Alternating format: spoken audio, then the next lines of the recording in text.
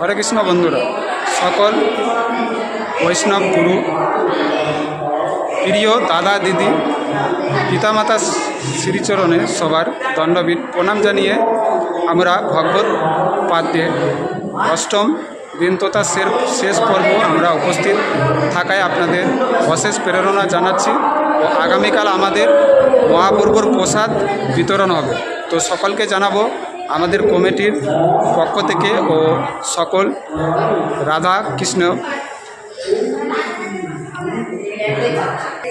রাধাকৃষ্ণ প্রেমিক ভক্তদের সকলকেই জানাবো এই আয়োজনে আসার জন্য আমন্ত্রণ। আমার ও আমার গুরুক্ষেত্র পরিবারের পক্ষ থেকে সকলকে জানাই হরে কৃষ্ণ। জয়গুরু বৈষ্ণব। আগামী দিনের জন্য মহাপ্রভুর প্রসাদ তৈরির জন্য ব্যবস্থা করা হচ্ছে। প্রভুর দর্শন আপনাদের তুলে ধরলাম।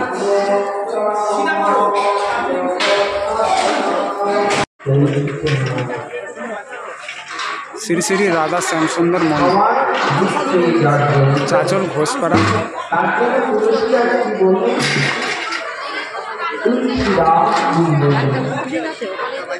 আমাদের কমিটির পরিচালনায় ও সকল এই মন্দির কর্তৃপক্ষের আয়োজিত অনুষ্ঠানে আমরা আজ শেষ অধ্যায় তথা আমাদের 16তম অধ্যায় আজ শেষ পর্ব তথাতে আমরা উপস্থিত হয়েছি ও আপনাদের তুলে ধরছি আমাদের আজকের গীতার অমৃত বাণী।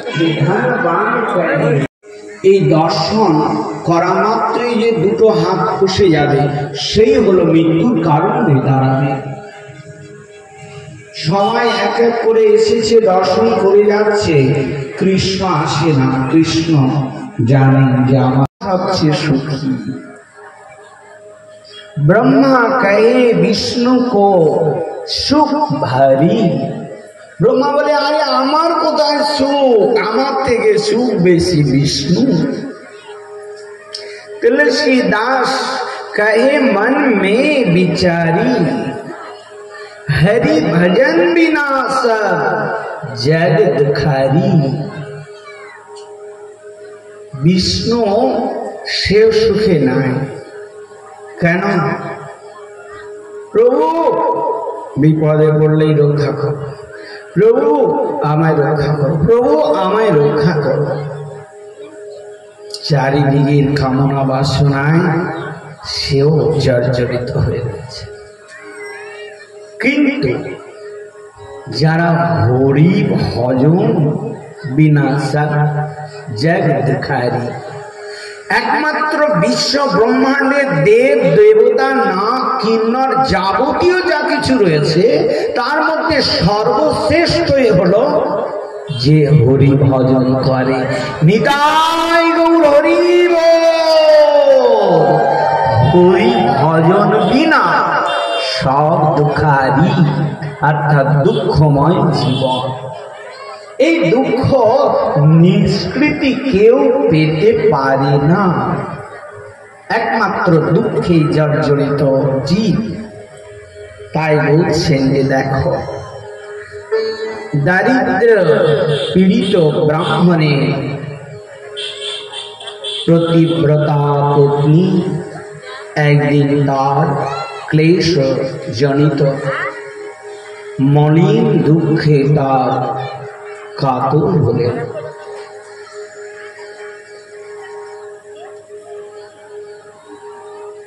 সুদামা স্ত্রী সুশীলা, তিনি দেখছেন একদিন 2 দিন অতিবাহিত হয়ে গেল, 3 দিন অতিবাহিত হয়ে গিয়েছে, আর স্থির থাকতে পারছে না। কাপড় গললগ্নি কৃতবাসী স্বামীর চরণে প্রণাম করলেন। নন্ন ব্রহ্মণ ভগবত সখা সখাচ্ছিয় প্রতি ব্রহ্মণশ্চ শরণশ্চ ভবান সততঃ স্বামী হে পতিদেব, সাক্ষাৎ লক্ষ্মীপতি ভগবান যে শ্রীকৃষ্ণ আপনার সখা, তিনি ভক্ত বাঞ্ছা কল্পতরু, শরণাগত বাৎসল্য এবং ব্রাহ্মণদের পরম গুরু। এই ব্রাহ্মণদের পরম গুরু, তাই আমি বলছি, আমার জন্য বলছি না স্বামী, সতীর ধর্ম একমাত্র প্রতি সেবা করা, এটাই সতীর ধর্ম। সুদামা বলছে আমি তো ভালোই আছি, দ্বারকাধীশ কৃষ্ণের কাছে পাঠাচ্ছ কেন আমায়? স্বামী, আমার জন্য আমি তোমাকে পাঠাচ্ছি। সতী ধর্মই হলো প্রতি সেবা। আজ প্রতি সেবার কোনো বস্তু না। আমার জীবনে দীক্ষা সেবা করি। যদি আমি পরিতৃপ্ত হতাম, ঠাকুরের ভোগ লাগিয়ে তোমার সামনে দিতে পারতাম, তাহলে আমার জীবনটা ধন্য হতো। আমার সতীত্বের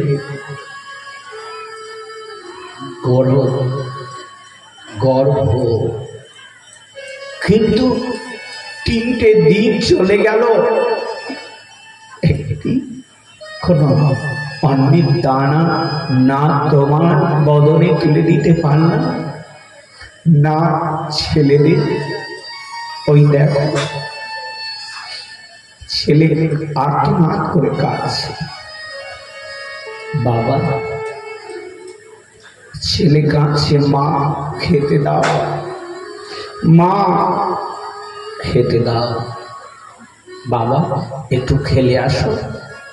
তুমি খেলতে খেলতে আমি কোনো জায়গায় না কোনো জায়গায় জোগাড় করবো,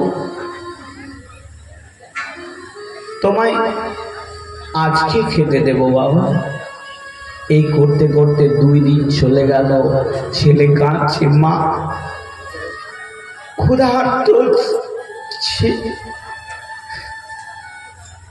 আজ বলছো খেতে দেব, কাল বলছো খেতে দেব। 2 দিন অতিবাহিত হয়ে গেল, 3 দিনের দিন। অনাহারে আর খেলা যায় না বলো? ছেলে যেন আত্মনাদ করছে, ক্ষুধায় পীড়িত। সুশীলা কাঁদছে। তাই স্বামীকে বললেন, স্বামী তোমার যে সখা সে রাজা, আর শুধু রাজা নয়, যে লক্ষ্মী সেও তার অনবরত সেবা করে চলেছে। যে লক্ষ্মী তার দাসী, তার কাছে তুমি যাও। যে ব্রাহ্মণগণের অতি দেবতা, প্রতি দেবতা ভগবান শ্রীকৃষ্ণ, সেই তোমার প্রিয় সখা। যাও। সুদামা বলছেন, সুশীলা তুমি যেতে বলছো আমায়? হ্যাঁ আমি যাব, কিন্তু অর্থের বিনিময়ে আমি যাব না। আমারও মনটা বহু গাইছে যে বহুদিন থেকে বধূকে দেখা হয়নি, সেই শাখাকে দেখতে পাইনি, দর্শন করব। কিন্তু সুশীলা, গুরুকে খালি হাতে যেতে নেই, মন্দিরে খালি হাতে যেতে নেই। রাজার কাছে খালি হাতে যেতে নেই, রাজার কাছে কিছু না কিছু নিয়ে যেতে হয়। আর ডাক্তারের কাছে ডাক্তার বাকি টাকি রাখে না,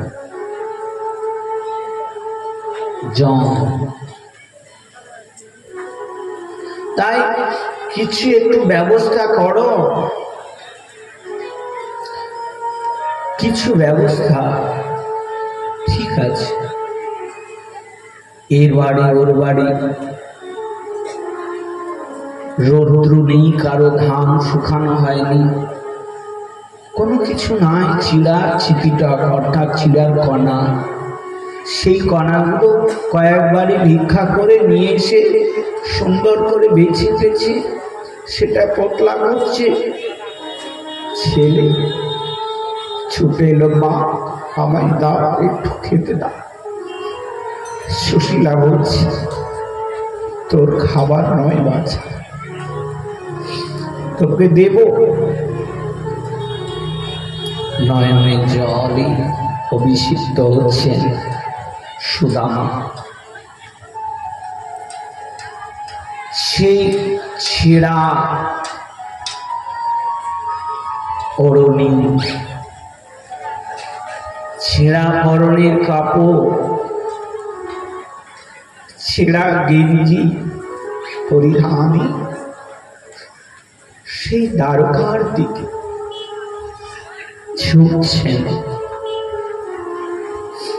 যখন দ্বারকার সকল সনাতনী প্রিয় বন্ধুরা, ভক্ত ভগবানের করুণ ভালোবাসা আমাদের যা আজ শেষ অধ্যায়ে আমাদের সেই শাখা দিদি ভাই ও মাতা বোনেরা এসছেন। কত দূর দরিদ্র কষাঘাতে ভক্ত ভগবানের করুণ ভালোবাসা হচ্ছে চলছে, এটি কখনো যা আমাদের পথে ভগবান আমাদেরকে দিয়েছেন। চলতে চলতে যেন হুচট খেয়ে পড়ে যাচ্ছে, আবার যেন আস্তে আস্তে আবার উঠছে।